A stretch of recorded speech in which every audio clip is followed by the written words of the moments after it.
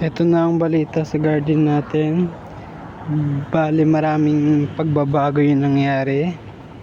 Iisa-isahin natin. Ito na itsura ng sili natin. Hinayaan ko na mamulaklak. Yan, para mamunga na. Ito, napansin nyo to. Ito mga nakaraang araw. Ito yung ginawa ko. At kakatapos ko lang ilipat yung mga sitaw ngayon umaga.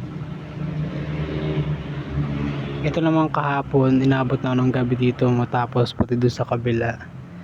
Bali dito natin nilagay yung mga sitaw. Yan. At dito naman, pansin nyo na wala na yung talong dito dahil nilipat natin siya dito. Yan. Nandyan na yung mga talong natin.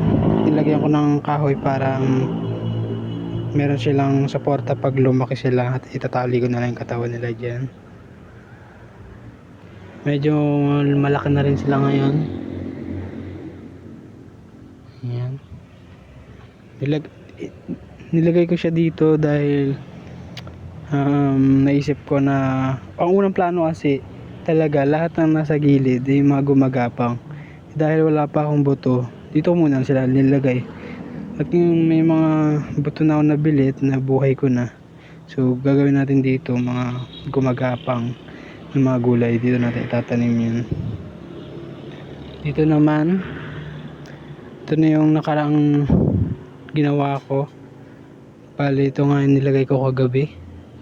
Ay, naabot ng kagabi dahil ngayon ko nilipat yung mga tanim. So meron tayo dito 4 na patola. Yan, pinagsama-sama ko na sila kasi konti lang naman. Meron tayo ditong pipino. Yan, 3 pipino yan. Ito 2. Tapos 4 na upo. Yan, sana mabuhay sila. Ganun pa rin. Inalis ko na rin yung ano dito, yung alokbati.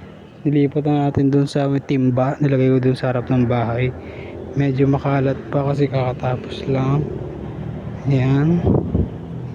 Yung kalabasa naman natin, may nabuhay na 3 at malalaki na sila ngayon.